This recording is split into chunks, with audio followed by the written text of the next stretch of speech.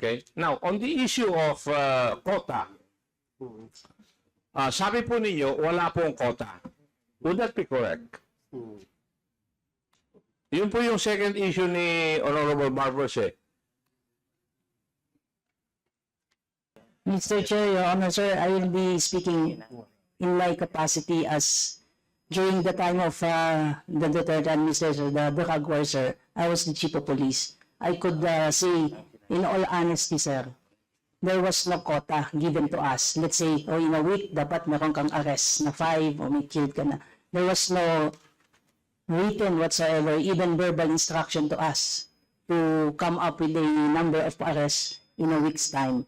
However, probably, sir, some of the station who were really at the height of their career, sir, would like to impress their superiors and deliver some accomplishment. Probably, sir, the pressure is really there during that time to deliver accomplishment. But in all honesty, sir, yung quota, sir, there was no specific policy given to us, either written or verbal, sir. At least, sa personal kong experience, sir, as during my time as COP and even my time during provincial director, sir. Thank you. So you only speak for yourself when you were a chief of police. Now, may I know, doon sa implementation ng O-Plan Double Barrel, the first aspect is O-Plan Tokhang. Hindi ba kasama doon sa pagre-report ninyo, sa accomplishment report, yung mga nagiging chief of police or station commanders before, ay kailangan may matokhang kayo na number of houses? That is correct, sir. When we speak, sir, of the number of Tokhang conducted, sir, the chief of police were required to submit reports. How many houses, how many drug users were visited and undergone Tokhang, sir. That I could confirm, sir. And totoo ba yung kwan na sa isang buwan ay dapat meron kayong 50 households na matokhang?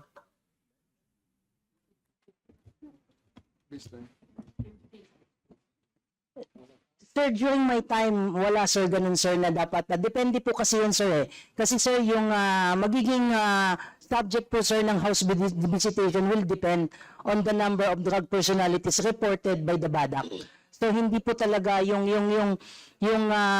efforts na i-exert, sir, ng particular station probably might differ doon sa ibang mas maraming drug personalities. So, wala po talagang specific numbers given to us po, sir. Okay. Granting without accepting your proposition or your statement, is it not also correct na yun po ay basehan ng pagpropromote po ninyo ng inyong mga tauhan? Like I said, Mr. Chair, Your Honor, earlier, sir, na nandun yung pressure definitely, sir, for the station commanders to deliver accomplishment.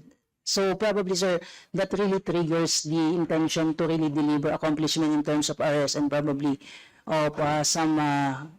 So indirectly, nagkakaroon po sa kaisipan ng inyong mga membro, ay nagkakaroon po ng kaisipan na dapat ma-reach ko yung quota. Kasi nagpapasikatan na sila, nagpaparamihan. Would that be correct? Possibly, sir. Possibly, sir. Possibly. So, Honorable Barbers, that I think answers your two issues raised. Para sa may init na balita sa loob at labas ng bansa, subscribe na sa Teleradyo Serbisyo YouTube channel.